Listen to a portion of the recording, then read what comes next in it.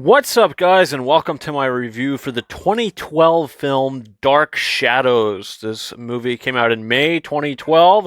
I started YouTube late August 2012, so it came out right before I started reviewing movies.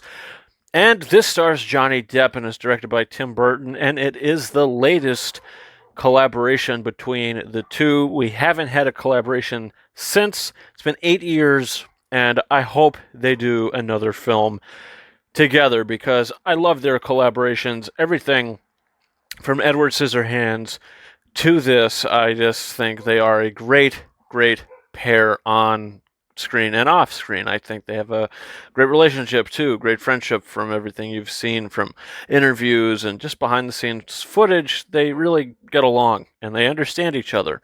And this film is the story of Barnabas Collins, who has this deep love a long time ago, and all of a sudden, spoiler alert, things get a little interesting in his life where this Angelique loves him, and she sets a curse on the woman that he loves, and she dies.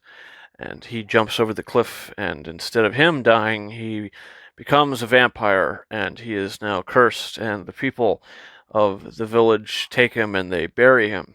And 2 centuries later, I believe it's 2 centuries later, to where they're digging up, they're doing construction, and they dig up Barnabas Collins, and he comes out of the grave, and he sort of is a fish out of water, and he has to get used to the new world, I suppose you would say, and he goes back to his Collinswood estate, to where we have the deranged descendants of the Collins family, Michelle Pfeiffer, Chloe Grace Moretz, really good actors in this movie, to where he tries to bring the Collins name back to what it once was, and still dealing with that psychopath who is just obsessed with him, really, played by Eva Green.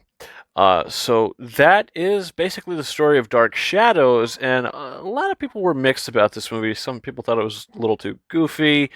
They got sick of the shtick with Johnny Depp and the white makeup, and in this movie, the makeup is whiter than white. This is the whitest he's been. Um, and honestly, look, I like this movie. I think it's a fun movie. I think it's an entertaining movie. Does it get a little goofy at times? Sure. I don't think it's a great, great movie, but I think it's a good, fun little movie to watch around this time of year. Johnny Depp gives a good performance. He is very good in, slipping into these weirder characters, how he brings the Mad Hatter to life, Barnabas Collins to life, Jack Sparrow, even to where he's playing more realistic characters like Ichabod Crane, or Sweeney Todd, or even Whitey Bulger. He is such a talented, unique actor, and he's one of my favorites. And I just hope that things get a little more on track for him in his life, and he can continue to just make good quality content and just give us more entertainment. The world needs more Johnny Depp right now, and I just think he's a great actor, and I can't emphasize that enough. And he's one of my favorites, and he's great in this movie. He's very quirky. His line deliveries, it's funny, and I think a lot of the dark humor works. This is one of Christopher Lee's last roles. He plays the fisherman in this, or I think he's the town fisherman or whatever. And he has a small role, but look, I mean, this movie has a charm to it. It has a feel. The cinematography is really good. The production design is really good, and Danny Elfman's score is also great. It's one of the best parts about this movie. Danny Elfman is one of my favorite film composers, and to the music he's made for, Tim Burton movies like Sleepy Hollow or Beetlejuice, Edward Scissorhands, none of his scores are disappointing. All of his scores are really good. And this is no exception. The theme to the movie, just the underscore to the film, it's all really good, and I actually own the score, the soundtrack, it's in the house. But yeah, I do really enjoy the music to the movie, the way the movie looks.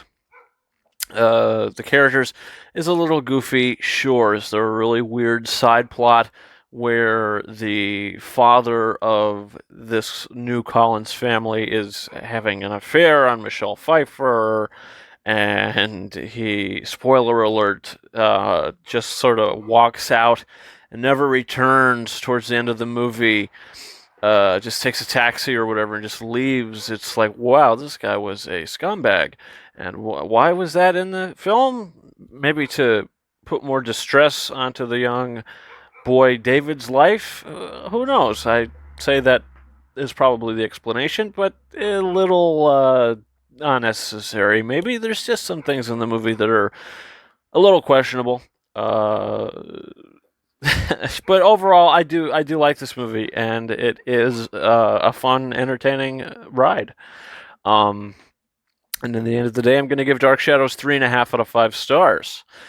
Is that a surprise to some of you? Is that a little high for some of you? I mean, personally, I think this is a really fun movie, and I always have fun watching it. It's it's an entertaining time. So, guys, comment your thoughts in the comments. Do you plan on watching Dark Shadows this Halloween season? Did you watch it already? Have you ever seen it? What are your thoughts? Leave all that down below. Also, don't forget to hit that subscribe button for a whole bunch of content coming on the channel and up on the channel.